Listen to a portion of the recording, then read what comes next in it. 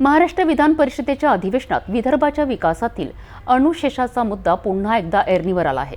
आमदार संजय खोडके यांनी सभागृहात लक्षवेधी चर्चा घडवून आणत विदर्भ विकास वैधानिक मंडळाच्या प्रस्तावातील एक महत्त्वाच्या शब्दाकडे शासनाचे लक्ष वेधलेत। तसेच विदर्भाचा विकास करताना अमरावती विभागाचा समतोल विकास साधण्याची महत्त्वपूर्ण मागणीही त्यांनी केली आहे। यावर राज्यमंत्र्यांनी चौकशीचे आश्वासन दिले आहे।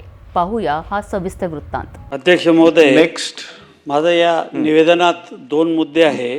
याच्यात एक चर्चा फार मोठ्या प्रमाणात होती की राज्यपालाकडून जो प्रस्ताव केंद्र शासनाकडे गेला त्याच्यात विदर्भ मराठवाडा उर्वरित महाराष्ट्र विकास मंडळ आणि त्याच्यात वैधानिक शब्द गाळलेला आहे। ही मोठ्या प्रमाणात त्यावेळेस चर्चा होते। आता तुमच्या निवेदनात तीन वेगवेगळे शब्द आहे। आता पहिला विदर्भ मराठवाडा उर्वरित महाराष्ट्र या तिन्ही विकास मंडळ, पुन्हा दुसऱ्या ठिकाणी वैधानिक आहे आणि लास्टला पुन्हा मंडळ आहे। तर याचं आपण स्पष्टीकरण दिलं पाहिजे की ते विकास मंडळाचा प्रस्ताव पाठवला आहे की तिथं वैधानिक विकास मंडळाचा प्रस्ताव पाठवला आहे। हा एक लोकांमध्ये संभ्रम आहे, कारण की प्रत्येक वेळेस त्याच्यात ती क्लिअरिटी आलेली नाही आहे। दुसरा मुद्दा तुम्ही सांगितलं की सूत्राप्रमाणे पैसे वाटप चालू आहे।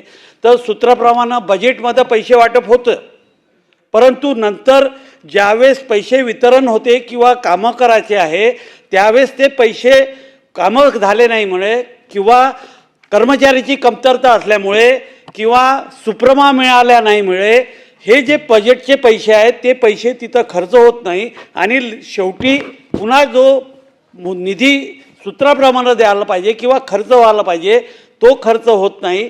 हा त्याच्यातला खरा म्हटलं प्रश्न आहे। तिसरा प्रश्न माझा असा आहे की हा विदर्भाचा अनुशेष जो आहे तो आता विदर्भाचा अनुशेष राहिला नाही। आता अमरावती विभाग आणि नागपूर विभाग हा मोठ्या प्रमाणात अनुशेष वाढलेला आहे। अमरावती विभाग हा महाराष्ट्रातला दरडोई उत्पन्न विभाग हा सर्वात मागासलेला विभाग आहे। आता कुठं अशी परिस्थिती झाली आहे की नागपूर विभाग भरपूर पुढे गेलेला आहे आणि अमरावती विभाग फार मोठा बॅकलॉग निर्माण झाला आहे। तर हे सूत्र तुम्ही ते जे सांगितलं हे सूत्र विदर्भाच्या साठी पुन्हा नागपूर आणि अमरावती विभागासाठी हे सूत्र पाळण्याची गरज आहे। हे 2-3 प्रश्नाचं कृपा करून मला उत्तर द्यावे। सन्माननीय सभापती महोदय, आपला जो विकास मंडळ आहे तो वैधानिक विकास महामंडळाचं असणं आवश्यक आहे, कारण की त्याला घटनात्मक आधार त्या संदर्भात आहे।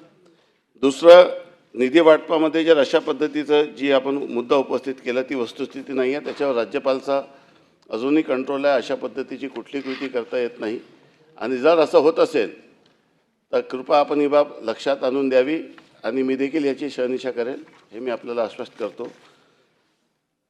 आणि तिसरा महत्त्वाचा विषय आहे की पूर्व विदर्भ आणि पश्चिम विदर्भात याच्या संदर्भात आपण उपस्थित केलं। शेवटी एखाद्या भागाचा अनुशेष काढण्यासाठी वेगवेगळी समिती असते आणि आपल्याला मी पूर्वी सांगितलं की महाराष्ट्राला समतोल विकास करताना महाराष्ट्राचा आपल्याला जी काही दरडोई उत्पन्न वाढवायचं तो जिल्ह्याचा दरडोई उत्पन्न वाढल्याशिवाय होणार नाही।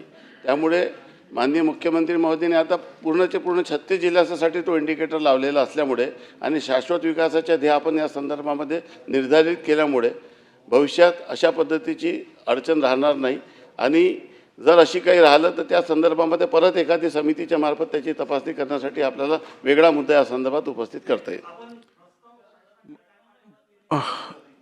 केंद्र शासनाकडे प्रस्ताव काय पाठवला ते क्लिअरिटी नाही आली। वैधानिक पाठवला की मंडळ पाठवला हा मुद्दा सर्वात महत्त्वाचा आहे।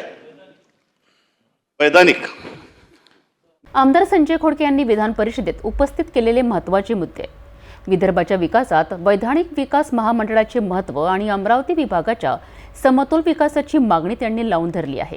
यावर शासनाने चौकशीचे आश्वासन दिले असले तरी या मागणीवर नेमकी काय कारवाई होते हे पाहणे महत्त्वाचे ठरेल आहे।